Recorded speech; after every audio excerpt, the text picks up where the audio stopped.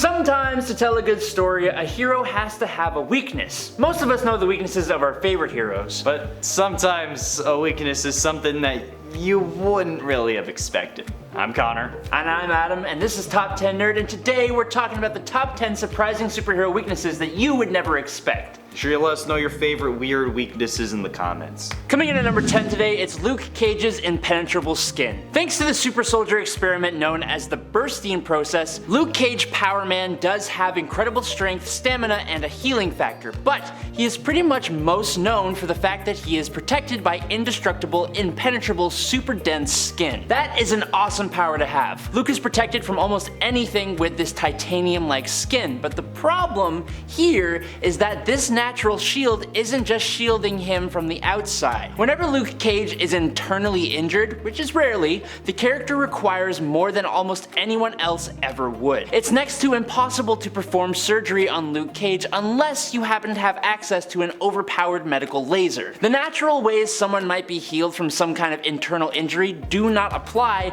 as doctors can't even cut through Cage's skin to begin the procedure in the first place. As you can imagine, this can be pretty problematic. In at 50% off sales. Captain Margaret Elizabeth, or Peggy Carter, was a distinguished Avenger and founding member of the Illuminati, who played a crucial role in the Infinity War of 2018 of our world, where she valiantly fought against Thanos and aided during the Battle of Titan. In the aftermath, when Doctor Strange utilized the Darkhold for dreamwalking, resulting in a multiversal threat of, incursions, Carter, along with the rest of the Illuminati, voted in favor of executing him to safeguard their universe. In the years that followed, Carter found herself residing over a hearing concerning an alternate version of Doctor Strange who was apprehended by Baron Mordo on suspicions of posing a similar danger. Before the vote could be finalized though, to condemn this alternate Doctor Strange, their headquarters came under attack by the Scarlet Witch. Carter and her fellow Illuminati confronted her, but tragically she met her demise when Scarlet Witch used her own shield to cut her in half, hence the 50% off sale. The amount of times that Cap has caught his shield though makes me question why Carter was able to be cut in half by hers. Number 8. Chickens, or electorophobia. The mutant Domino is pretty darn unique. Her mutant ability allows her to subliminally and psionically initiate random kinetic phenomena that affect probability in her favor by making improbable, but importantly not impossible, things to occur within her line of sight. What does that mean? Basically she has good luck. Really good luck. So how do you give a weakness to someone with such a strange and honestly powerful power as luck? Easy. You make her absolutely terrified of chickens. Now, obviously not a lot of people are running across chickens very often, and I think that holds true for superheroes, but for someone with such super-powered luck as Domino, she runs into chickens more than should be acceptable, and that's pretty unlucky because her fear of chickens is quite debilitating. In at 7, chewing gum. The Justice Buster Batsuit is a mech suit that's part of Batman's Fenrir contingency, which is designed to take down the entirety of the Justice League if they were to turn bad. Making its feature appearance in Batman Endgame, when the Joker used his virus to warp the brains of the Justice League at the beginning of this Endgame plot, Batman was forced to use the Fenrir protocol to eliminate the teammates, or well, to at least subdue them. The suit was successful in eliminating Wonder Woman, The Flash, and Aquaman, but met an even match at the hands of Superman. After a lengthy fight, Superman tore through the armor and nearly killed Batman until Bruce used kryptonite chewing gum to spit in Clark's face, rendering him unconscious. Come on, okay? Imagine waking up to learn that you passed out because Batman spit on your face. Seriously, please, brush your tongue, okay? You get one of those tongue scrapers. Your breath is lethal. Not to mention the miniaturized red suns for Knuckles, they didn't help. You had to spit kryptonite chewing gum. Number 6. Ethyl chloride. Ethyl chloride, a common compound found in pesticides and bug sprays, is essentially Spider-Man's kryptonite, and it severely impairs his senses. This makes ethyl chloride extremely powerful against Spider-Man. It's one of his biggest weaknesses, but yet ethyl chloride isn't being used by all of his villains all the time, even though it's actually a very common compound. The big reason why it doesn't show up much is that ethyl chloride is considered to be so supremely powerful against Spider-Man that there was a momentary ban placed on the substance by Marvel writers. It was literally becoming too easy to bring down Spidey, so writers got lazy and used it as a crutch just way too many times. Amazing Spider-Man number 106 has Spider-Man engaging in battle with the Spider Slayer Mark IV, which had the villainous addition of ethyl chloride. After trapping Spider-Man in a web, Smythe, the guy who created it, uses his machine to douse Peter with a cloud of the compound, and Spider-Man is weakened by the spray and finds himself unable to move, giving his enemies the chance to strike. Halfway through into number 5, breathing. If I said Batman vs. Hulk, I think we should all agree, unless you're in denial, on the outcome, right?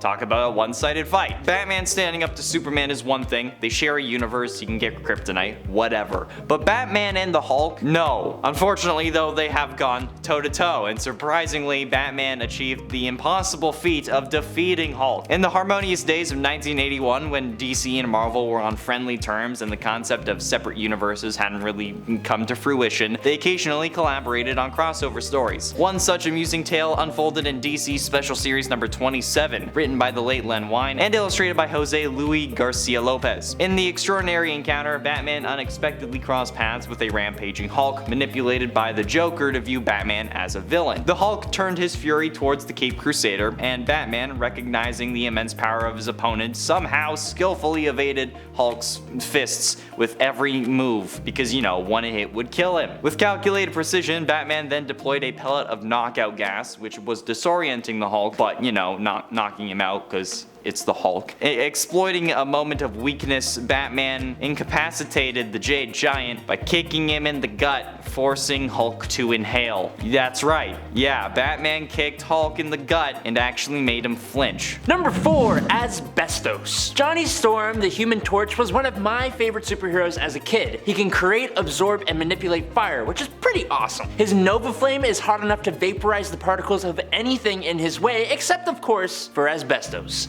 Now, thankfully in our modern world we know that asbestos is pretty incredibly toxic and it's totally banned across most of the world. But you see, back when the Human Torch was first created in 1963, it was used to insulate pipes and wires, soundproof rooms, and even make cheap garden furniture. And the Human Torch was wide open to asbestos-based attacks. Specifically though, the Torch has found himself going up against villains based on the stuff, Asbestos Lady and Asbestos Man. Both of these villains made use of asbestos-based outfits or armor and tools of the trade. But like I said, we know this stuff to be incredibly toxic, but we didn't know that then. So as time went on, Asbestos Lady, aka Victoria Murdoch, passed on from idiopathic mesothelioma at age 45, presumably from asbestos exposure, and Asbestos Man was forced to start wearing an oxygen mask and presumably also passed on due to his asbestos exposure. I guess they also had a weakness to the stuff, huh? RIP. RIP in the chat. Getting close to the end of number 3, bullets! Now, with the Flash being the fastest man alive, you'd expect him to,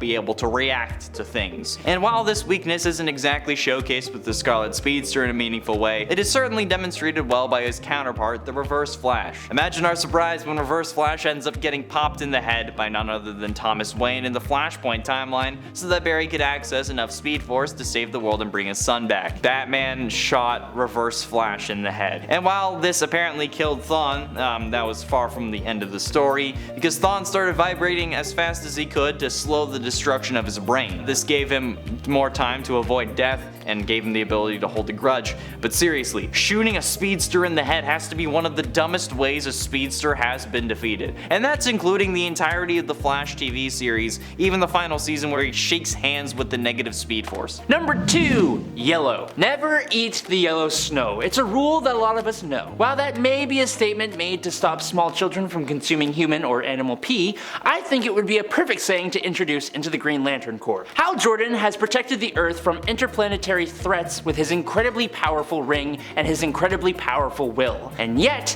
you face him armed with a handful of buttercups and he is rendered practically useless. According to the comics, an impurity in the ring's power source meant that Jordan became powerless when faced with the color yellow. This was later expanded by Jeff Johns' Green Lantern Rebirth as being tied to Parallax, a yellow fear entity who was locked in the central power battery, thus weakening it. Now, when you say it like that, it begins to make, I guess, a little bit more sense, but before this was revealed though, Green Lantern's weakness was just dumb. And it still kind of is. This is no more evident than in All-Star Batman and Robin by Frank Miller. Specifically issue number 9, when the Caped Crusader trapped Hal Jordan in a yellow painted room and let a yellow suited Robin go to town on him. And this is all because it's the dumbest weakness we have ever heard of. Bruce Wayne said it himself, so it has to be true. And it was all yellow. And finally, in at number 1, Wood. Wow, look at that. Green Lantern number 1 and number 2. Throughout the years, Green Lantern has encountered various weaknesses tied to his powers, okay? Like,